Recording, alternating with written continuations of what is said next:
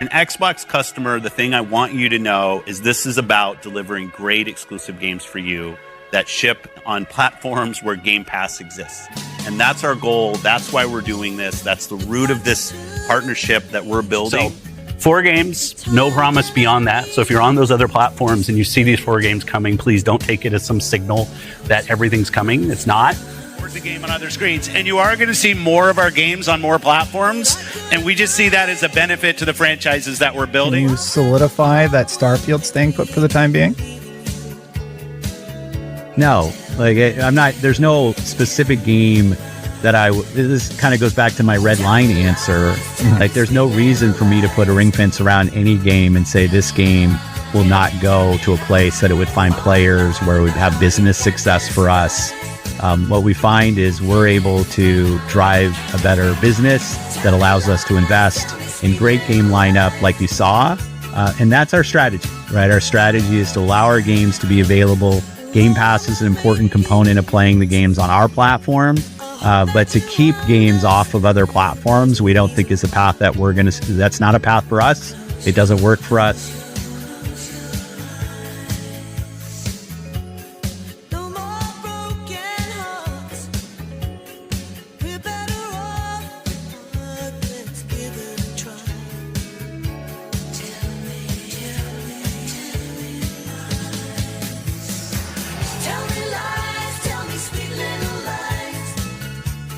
Hello, what's up? Welcome back to Pimp My Shed Plays. So I don't even know what, that kind of just says it all, really. I've been saying it for what feels like forever, and I feel like I'm just banging my head against the wall is I feel like I've been doing for the last 11 years. I just feel like I've just constantly just been giving myself, brain damage, just banging my head against a brick wall. I just don't know if people are just being ignorant at this point, or if people genuinely are in denial. And I understand if you've bought a console, let's say you've bought the Series X, £500 at launch, and you've paid 500 quid for that console, and you don't have any other consoles, and that is your only system, then yeah, you're going to defend it to the hilt. I understand that completely. But a lot of these people, these influencers on the internet, these people that have YouTube accounts that are heavily Xbox, in the hive mind of the Xbox fan base, it's a fancy way of saying fanboy, I suppose. These people play on other systems as well. These people have PCs, these people have Nintendos, these people have PlayStations, these people have Xbox. But they just seem to swarm and defend. And if you notice as well, these people that have, like, when Xbox pivots, these people pivot as well.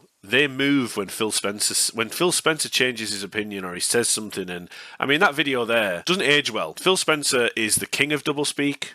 I would say he's lied. I quite like Phil Spencer, and I feel like his hands are tied. He's got a boss now, that's Stadia Nadell or whatever he's called. He doesn't like exclusives. He was actually going to shut down the Xbox brand, slowly shut the company, shut that side of the business down. He's actually said, I'll watch the video. There's a video I want to watch in a second of Defining Duke talking about this, but the disappointing Game Pass subscriptions, and he's wanting to hit 100 million subscribers by 2030, and the reason that he gives them all this money to acquire all these studios and Activision is because he wanted to see an increase in Xbox Game Pass subscribers. That's not happening. And these people sort of just pivot and move along with whatever Phil Spencer says and move the goalposts, and it's almost like people just giving themselves a self-hug and being like, everything's going to be okay.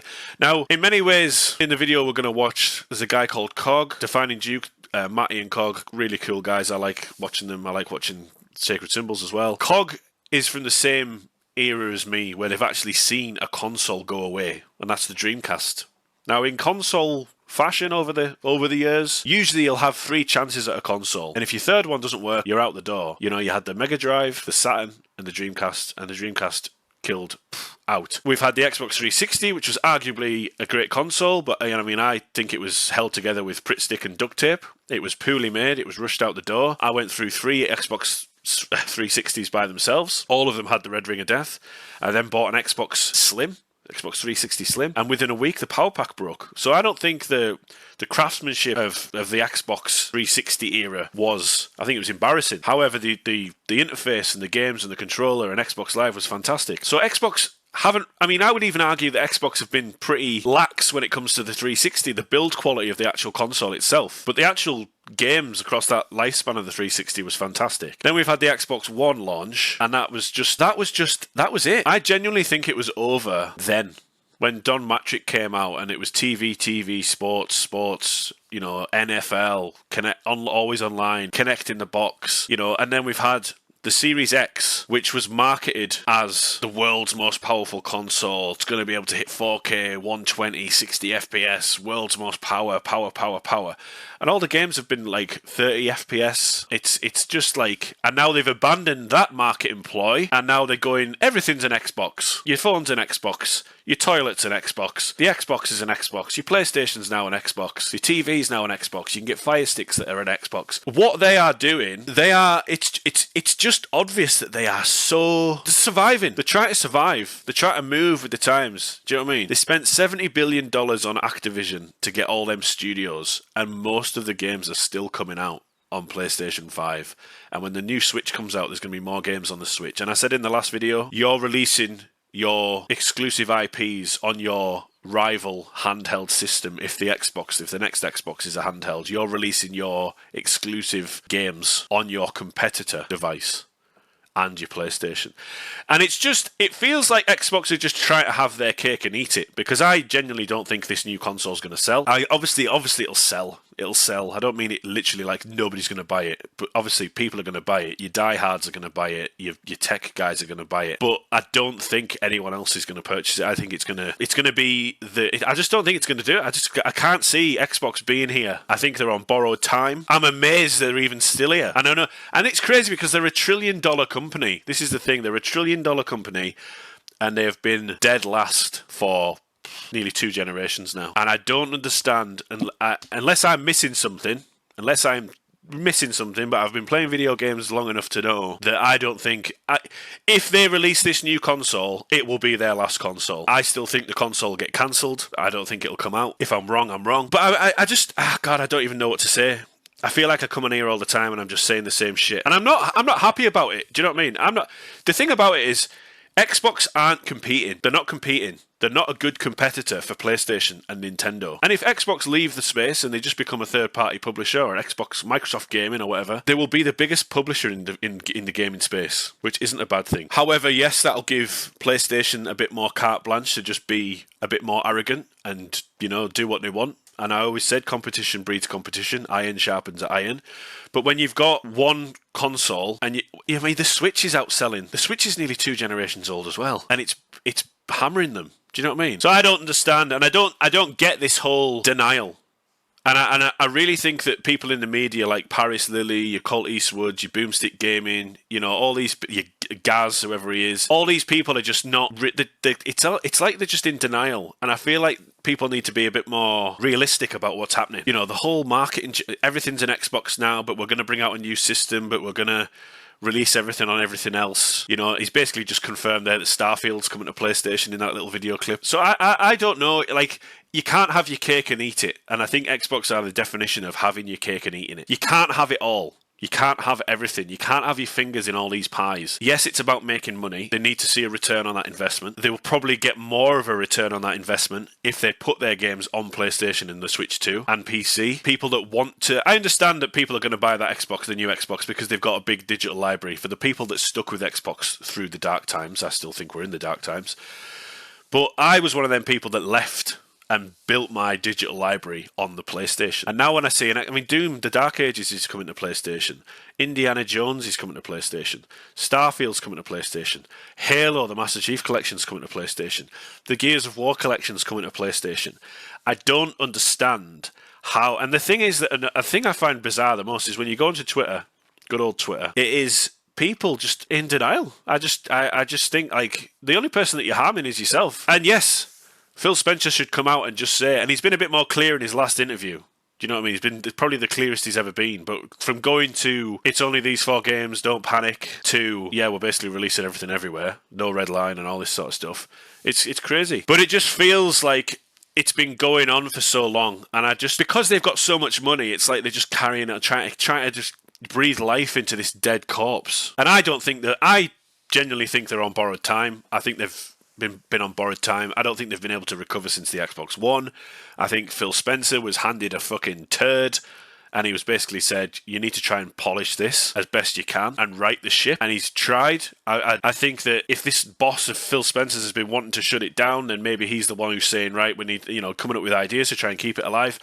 But we're going to watch a video of defining Duke. The news, we have a bombshell report on Xbox's financials to dive into to open up this show. A bombshell report has arrived by way of the information. In this report, it states that in 2021, a year Xbox took home Publisher of the Year and saw a lot of exclusive content release, Microsoft CEO Satya Nadella faced down a choice on whether or not to shut the Xbox business down.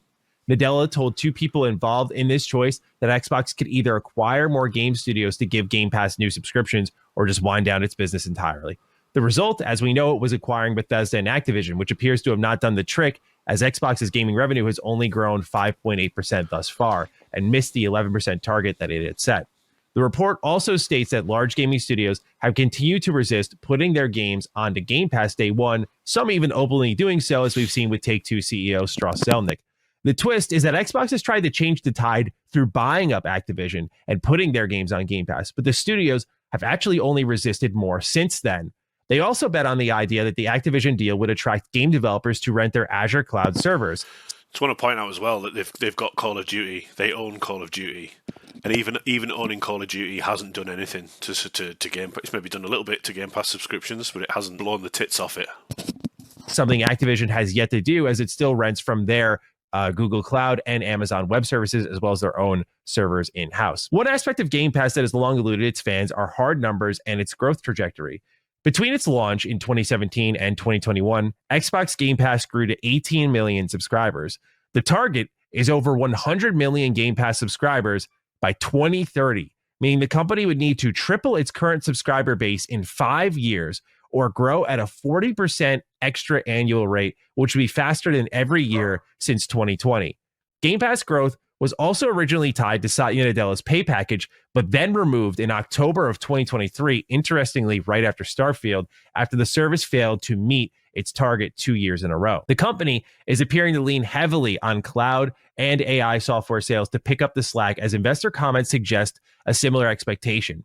One such investor is Denny Fish, who has $800 million in Microsoft stock and has called the Activision acquisition, a disappointment. When reached out to for comment, Microsoft deferred to Satya's prior statement to shareholders that Game Pass set new revenue records in the prior quarter and a record number of people had signed up for Game Pass on day one for Black Ops 6. This news follows the massive pivot we've seen in Xbox's business. It was only recently that we learned through VG charts that estimates place the Xbox Series X and S behind the Xbox One, with stagnating console sales that an almost 8-year-old Nintendo Switch has doubled in the holiday window. We've also seen That is crazy, what he's just said there.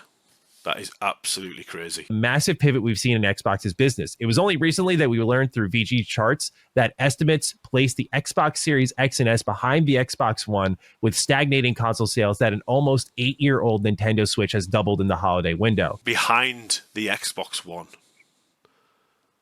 And the Switch is beating it by 8, and it's been out for 8 years.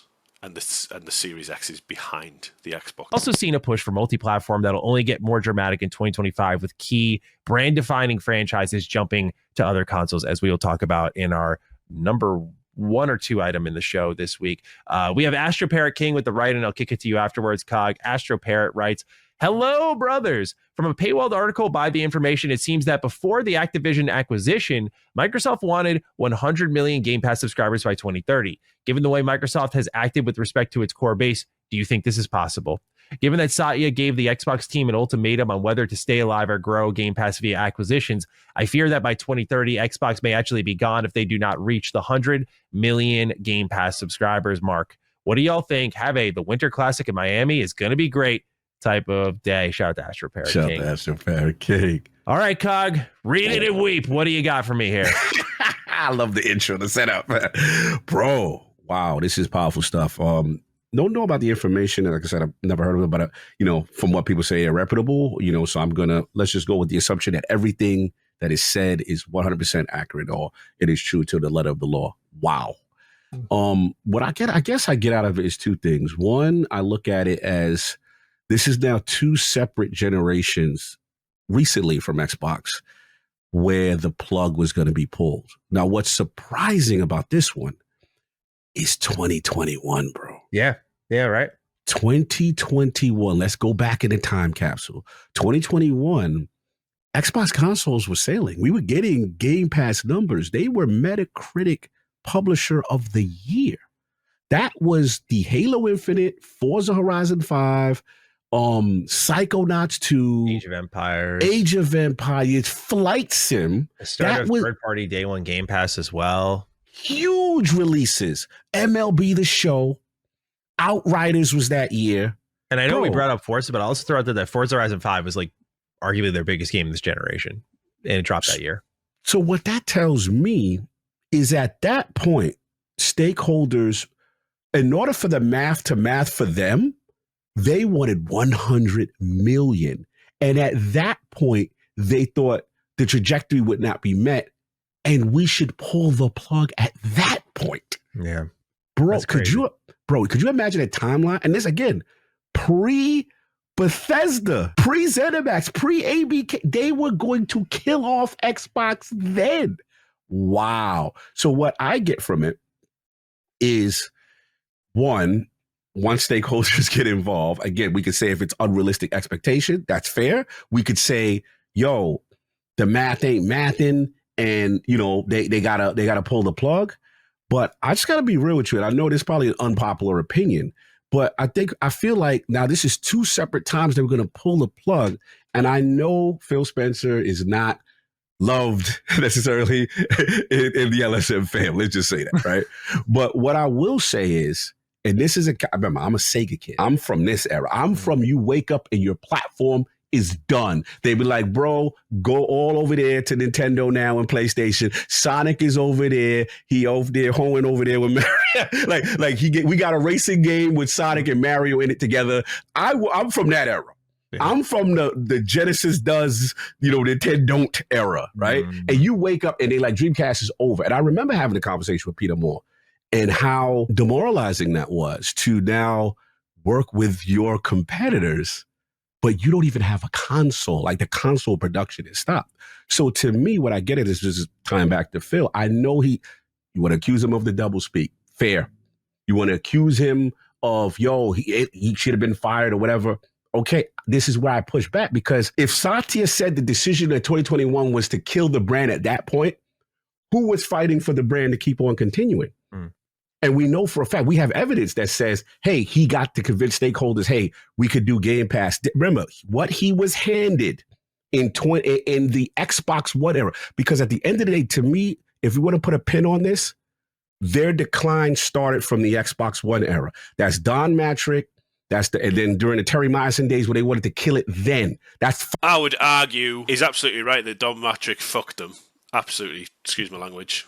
I'm trying not to swear as much in these videos, but Don Matrick screwed the pooch massively, and they haven't been able to recover since. I would argue that the doubt for me, or the doubt started with the 360 and the build quality of the system and how many people were, it was rushed out the door, people getting the red ring of death. That's the dark side of the 360 that nobody really likes to talk about, but I think that the waters started to muddy in the 360 era, personally. 5 studios, TV. This man was handed a turd and was like, save the day. Mm-hmm. Let's keep it a buck, if we're being honest. So the play then was, all right, Game Pass, buy studios, and then towards the end, Game Pass. That bought them time. 2021 was the most popping year in Xbox. Me and you've done Define and Do. And we were like, yo, remember we thought, bro, it's on now. The trajectory's up. Yeah, and then obviously 2022 happened. Yeah. we saw it over. Yeah. You know what I'm saying? But they were going to kill it in 2021. So then the play again to say, hey, let's, let Phil to Satya, let's go after Bethesda. Let's go after whatever. And I get it. I'm not saying the man's perfect. I am not. All I'm trying to say is I am from a timeline where your console doesn't exist anymore. So the way I internalize it is like, I am happy they are still here, because I've always said this to you guys. Is this about greed or is it about survival? This is clear as day. This is survival. They have not reached their targets. They have not become to a point where they feel this long-term could be sustainable. Right. And we got to give Colin his flowers on Game Pass and the whole thing, because Colin's been day one from that. We have to give Colin his flowers on like that. Because I've always said on record, like, yo, I don't know if it's mathing, you know what I'm saying? But they're the ones that make the decision. So clearly they have some target. I've always said that they clearly have some target. Now we know what the target is, right? 100, which seemed a bit unrealistic, but hey, that's where they are. So there's also been a common argument on the internet where people have said that Game Pass isn't sustainable.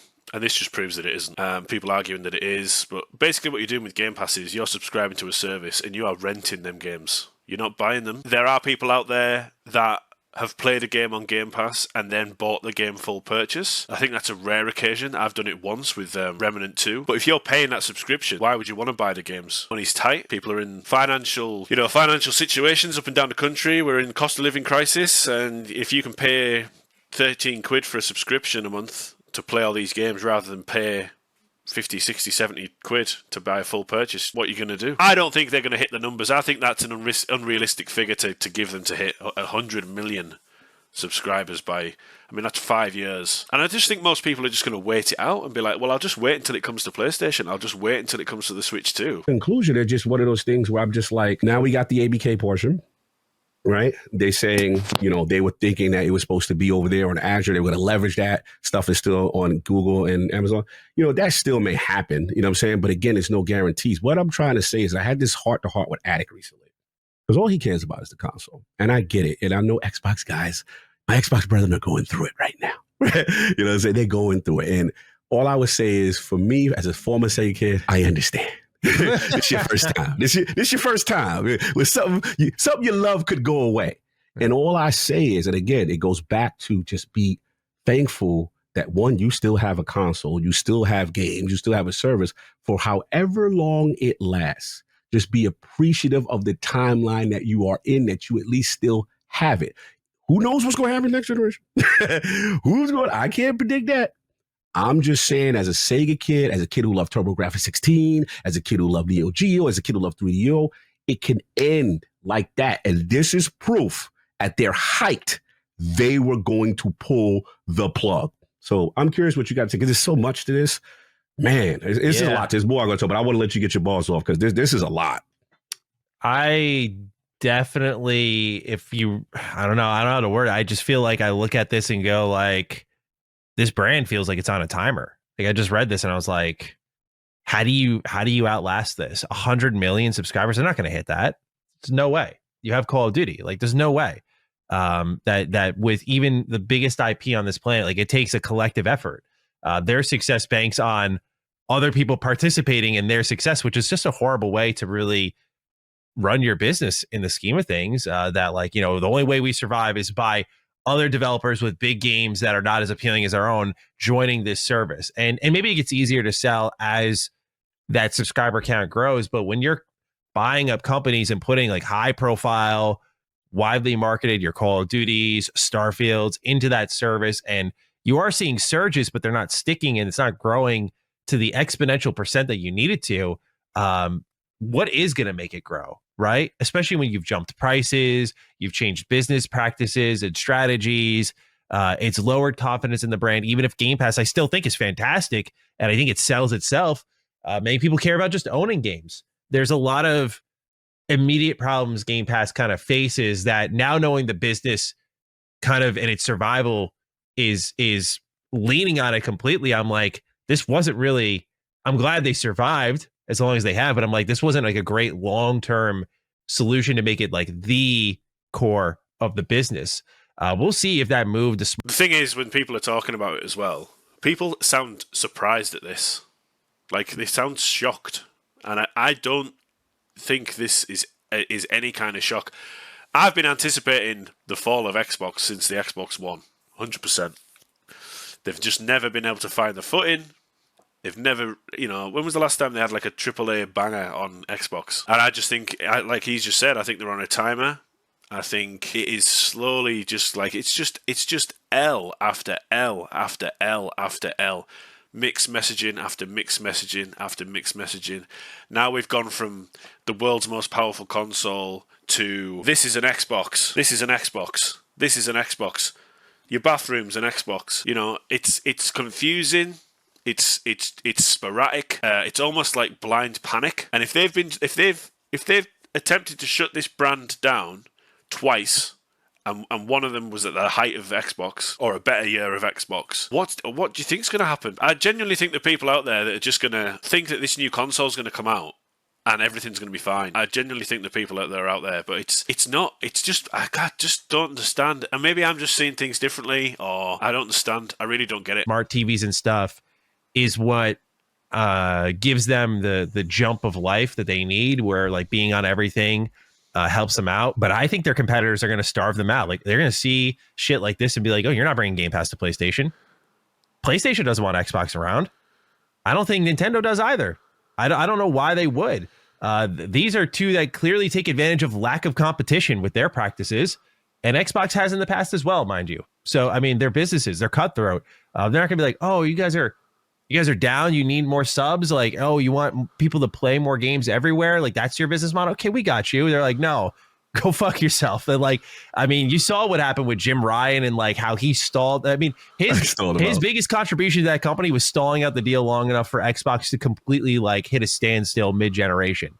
That was his, Sure. and it's crazy. So just on the 100 million mark, and to answer Astro Parrot King's question, I don't think they're hitting it. And if that determines the future of the console, then that they'll stick around after that, I don't think they're sticking around. I don't think they're going to hit 100 million by 2030 at least. I think maybe they can eventually, but by 2030, absolutely not. So I don't know. I mean, I don't want to say I know because I don't know anything.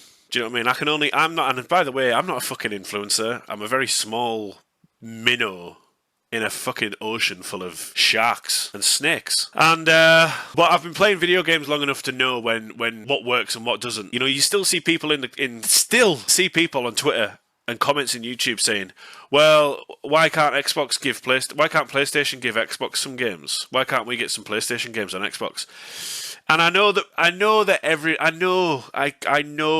not everyone keeps their ear to the ground like I do, like people watching this video, that people that keep up with all this sort of stuff, like video game news and what's going on in the industry. And I know there are a lot of casual people out there that are just like, well, why can't we just have PlayStation games on Xbox? It's never going to happen.